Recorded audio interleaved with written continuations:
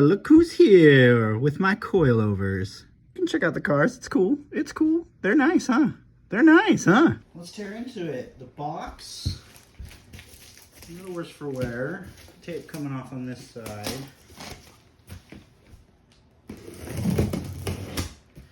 Okay, here we go.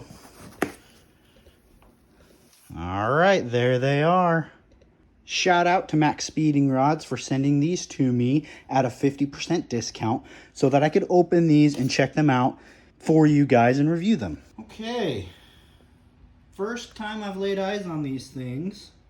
Overall weight and build quality, it's kind of what you'd expect for what you're paying for. These threads, aluminum? Okay, I thought they were plastic, but they're definitely not. Okay, so that's a rear. Let's pull out a front here. Same deal, threaded body. It's got these optional brake line brackets, I believe, for the 96, 97 era EK hatches like mine.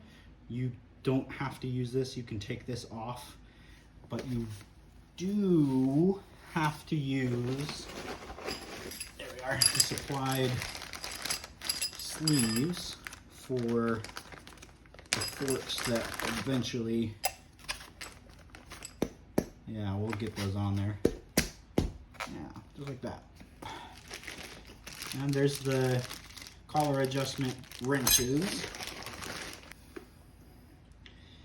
I'd say the one part of that build that gives me pause just by looking at it is this.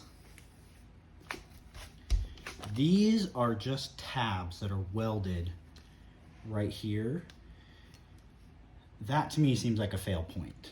That gives me a little bit of pause, and I'm going to inspect both of them, make sure that the welds are nice before putting it on the car, because that just seems, it seems a little sketch. Usually this is one piece of metal that is then welded to the body of the shaft here. It's not just these tabs. This is why they're saving money, or how they're saving money on producing these and passing the saving on to you by doing stuff like this.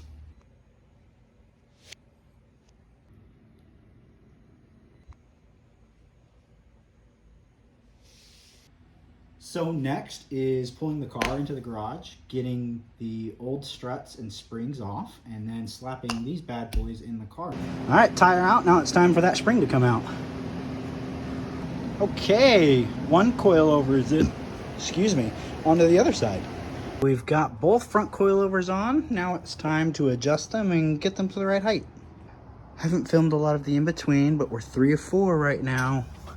One thing they did not tell you is that the base of this, on the stock strut, it has a welded nut on there, but obviously this one doesn't. So I just reused one of the nuts from the top hat from the stock strut. It fits the threading on that bolt down there, and it works just fine. And that's it. Coilover number 4 installed. Let's drop her, put the wheels on, and go for a test drive.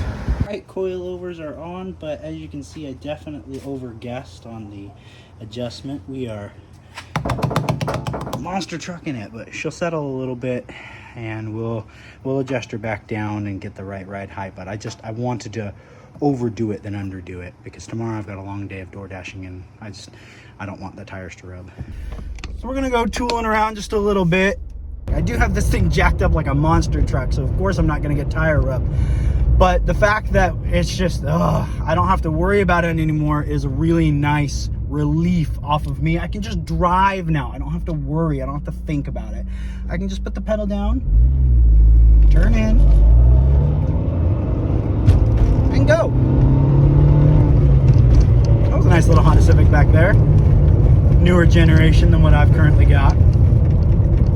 All right, here's some rough street. This for sure would cause me to rub tire. It's uneven, there's a lot of patchwork done, potholes.